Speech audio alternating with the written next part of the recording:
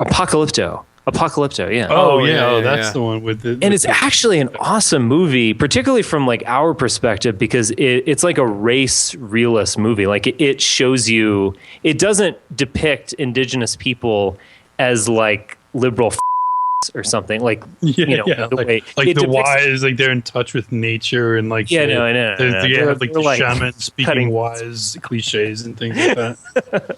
So it shows them, but in a way that I didn't look upon this indigenous people and be like, I hate these people. Like I looked at like, wow, that it is what it is.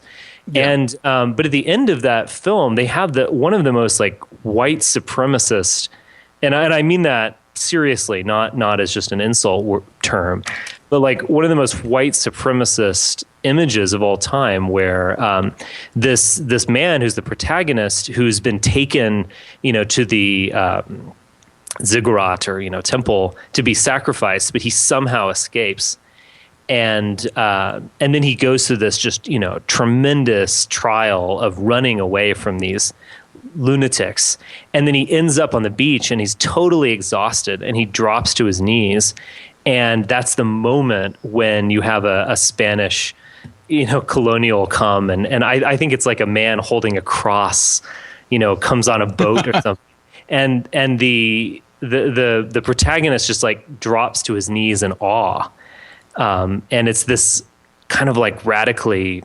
European supremacist moment. It's an amazing scene, but of course, in a way, in Mel Gibson's mind, it's like we're bringing Christianity to everyone. Yeah, that would be his narrative. Yeah, but that's why, I mean, that's why that's one of the reasons that they.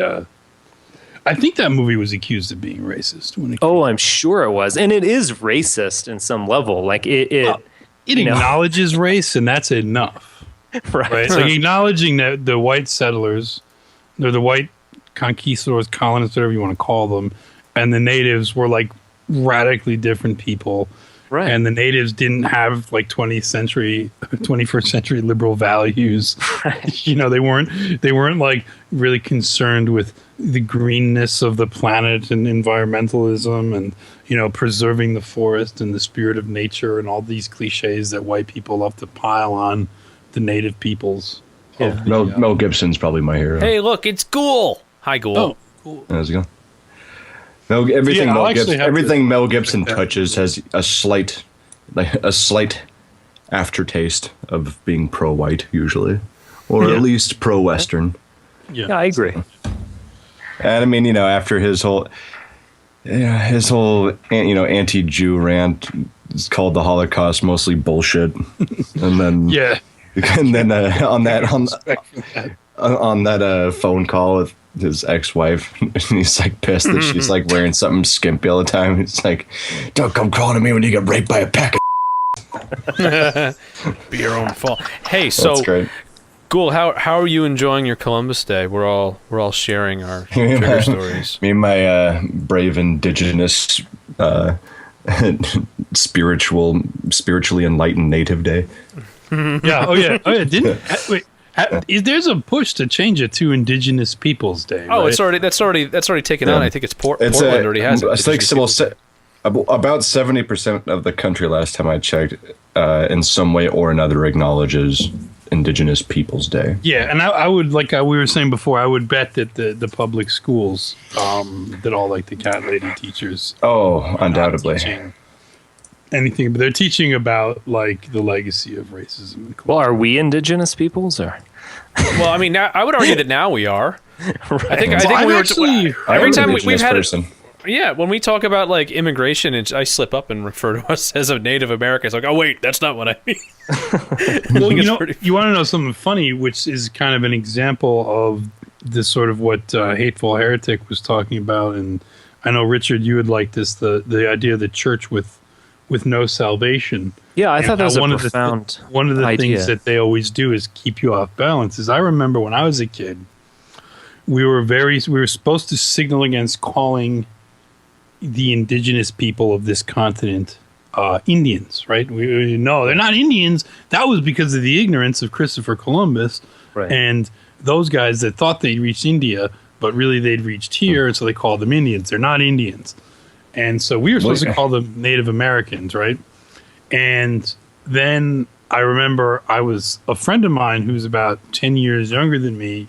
About 10 years ago, we were chatting, and he was like, I said Native Americans. He's like, oh, dude, what are you, Native Americans? He's like, that's racist. You're not supposed to call them that. And I was like, wait, what are you supposed to call them? He's like, you're supposed to call them American Indians. And I was like, wait, what? No, when I was a kid, you weren't supposed to call them American Indians because that was racist. He's like, well, they changed it. I was like, well, who changed it? He's like, I don't know, they did. And then he showed me some website where they were like talking about why they were reclaiming the name American Indians. And then I remember you're supposed to call them like First Peoples or First Nations or something. I don't know. That's what they do. Keep Whitey on his toes. Yeah, exactly. That's what I'm saying. That's the whole. Yeah.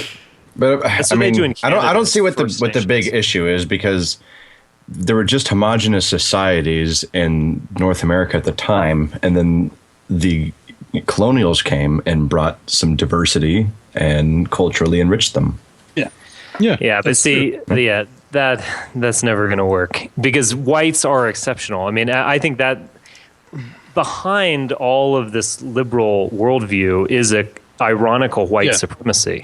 And that's what's in a way kind of hilarious about it. We took a lot of their beautiful culture away, like sacrificing people on altars and eating their hearts, and well, but it's like we are titans. Like I remember, I mean, this is almost like a stupid example. I was just sent this email of some guy who was arguing that the reason why Haiti is poor is because Thomas Jefferson deprived them of the free market in the early 19th century. It's just like craziness, I mean, but in a way, like behind all this, the social justice warriors' imagination is this notion that we white men are just titans. Yeah, they were invincible. Yeah, we are invincible. We affect everything that's going on now. Stuff like we sniffed 500 years ago, and like we're just getting the wind of that now. Right, like Africa can never recover from right.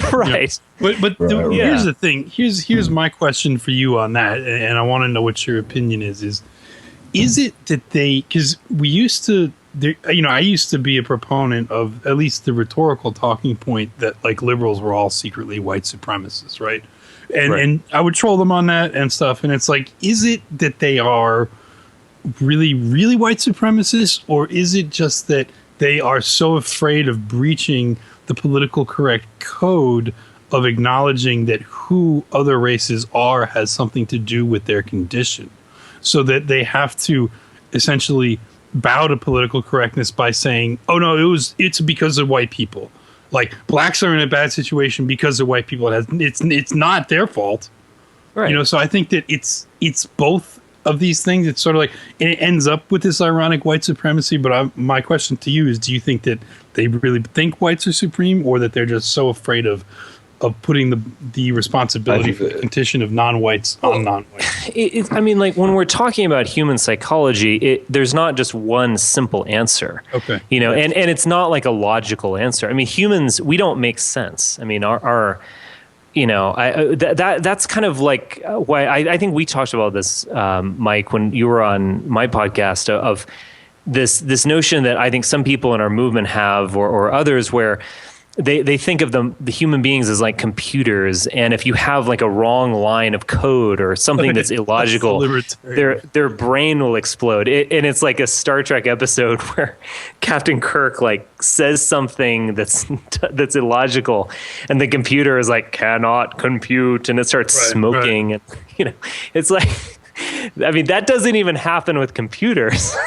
Right, yeah. It definitely doesn't happen with humans. I mean, we're contradictory people. And so, no liberal is like secretly a white supremacist. But I think you have to look at like the things they don't say. You have to kind of read between the lines, or see the shadows or something, and of what their thought. And within their thought, effectively only white people have responsibility. Yeah. Of and course, so in a weird way, like we are still the masters of the universe.